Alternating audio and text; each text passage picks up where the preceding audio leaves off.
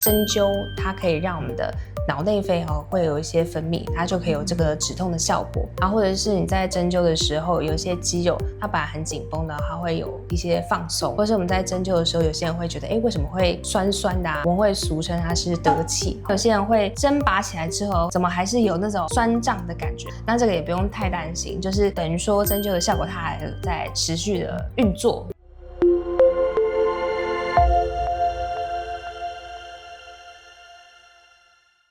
今天我们要来聊一个越来越多人关注的中医疗法——针灸。从头痛、失眠到慢性酸痛，调理体质，针灸在许多人的生活中占着重要的角色。今天我们特地邀请张伟中医师来和我们聊一聊针灸的奥秘。张医师你好，主持人你好，请教一下针灸的基本原理是什么？针灸就是我们会在这个穴位上，然后用针去刺激。那它的用意就是要让经络里面的气血，让它去能够达到一个疏通通畅的效果。因为针灸有治疗很多的疾病嘛，所以就开始有一些科学家去研究，为什么针灸会有效？所以我们就发现说，针灸它可以让我们的脑内啡会有一些分泌，它就可以有这个止痛的效果。然后或者是你在针灸的时候，有一些肌肉它本来很紧绷的，它会有一些放松。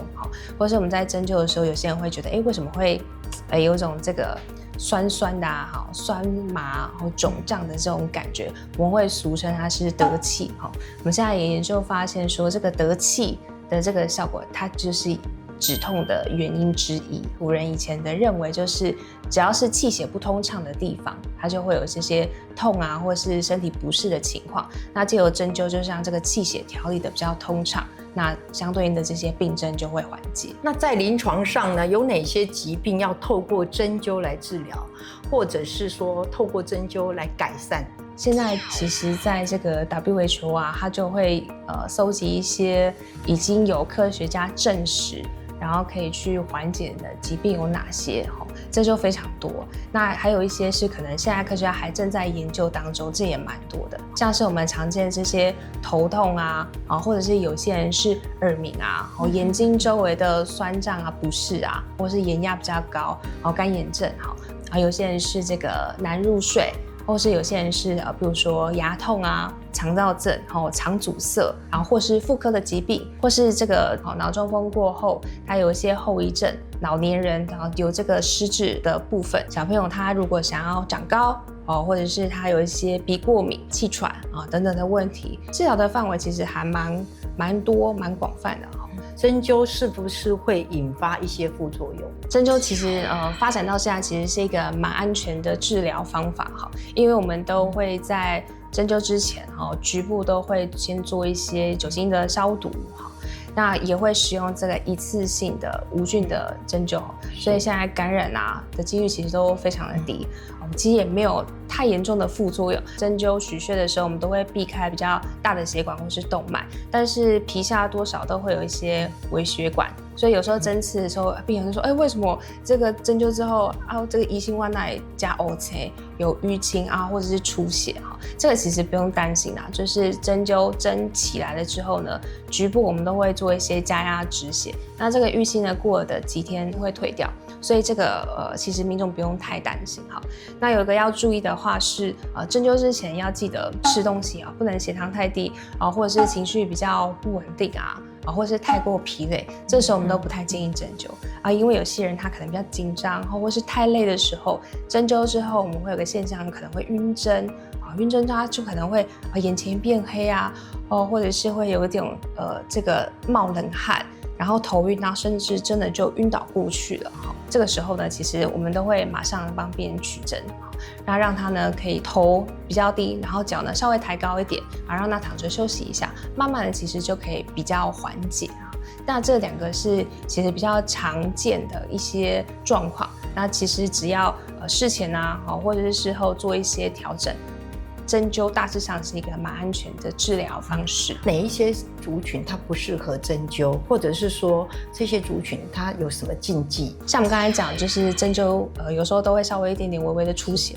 所以如果你是凝血功能比较异常的，本身有一些慢性病或者是你有在服用哪些药物，其实都还是可以跟您的医师说明一下那再来就是你针灸的地方，如果那边可能有一些比较严重的伤口，或是有溃疡，或是局部有一些癌肿的部分，我们也不太会在那边做一些针灸。那再来是针刺之后会留在身体上面，大概15分钟左右。那这个时候通常都建议病人不要乱动。那像小朋友，如果他会乱动，我们都通常比较不太建议。他如果能够乖乖的坐着那是可以的。那如果是有些病人他会有有癫痫史，那这个就要特别注意是比较怕说他可能会突然之间癫痫发作，那这个针留在身上就会比较危险。像如果是这个孕妇的话，我们就会要避开一些穴位啦，但是孕妇他们还是可以针灸的。那现在越来越多人会利用针灸来养生或者改善体质，透过针灸养生，那它的重点是什么？针灸它也是一个可以尝试的保养的方法。比如说你平常在家里我们没有用针，就可以用艾灸的方式，在一些穴位上做一些熏艾的方法，这个也可以是一个保养。那艾草呢，它是一个阳气比较旺盛的药材，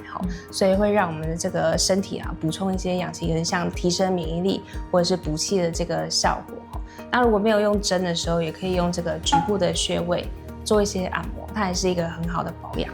因为其实中医它就是强调这个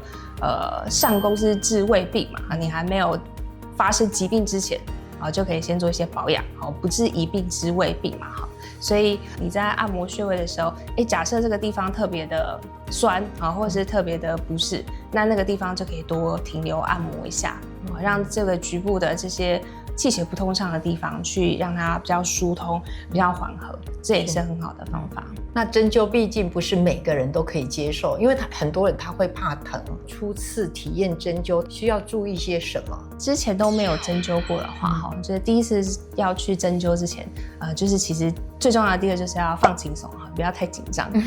情绪平稳就 OK。然后呢，你可以穿比较宽松的衣服，因为可能会要针刺到一些部位，如果穿得比较紧的话，可能要施针比较不方便。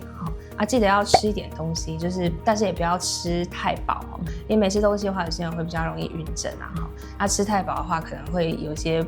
针刺之后，可能它会比较不舒服。针灸其实针刺的当下，就有点像这个，我们都说就是蚊子叮一下，其实不会有太大的不适。大家都是针下去之后呢，会有一些很特别的感觉，就是会有这个酸麻肿胀的感觉，我们会说得气，就是这个气血被我引过来。那有这个酸麻肿胀的感觉，其实是好的一个现象，表示这个针灸有成功的让这个气血有达到这个疏通的效果。但是如果这个酸麻肿胀的感觉有时候真的太强烈、太刺激了，你也可以跟医生提醒一下，我们都可以当下去做一些调整。那我们针刺完在穴位上，我们会留大概10到15分钟不等。那这个留在身上的时候，要切记就是不要乱动，不要做任何动作。有可能想说那个手机响了，拿去接个手机，那很有可能这个针因为它蛮细的，在身体上可能会位置可能会跑掉，然后或者是这个针身有点弯曲等等的可能性，这个会比较危险。所以我们通常都建议在这个过程中都不要乱动。那万一真的有一些什么不舒服，有一些可能开始头晕想吐或者是想要起来上厕所等等的，这个时候就可以跟护理师说，或是跟医生说，这及时起针就可以了。刚起针的时候，有些人可能会有点小小的出血，这个也不用太担心，我们就及时加止血，血止住了就 OK。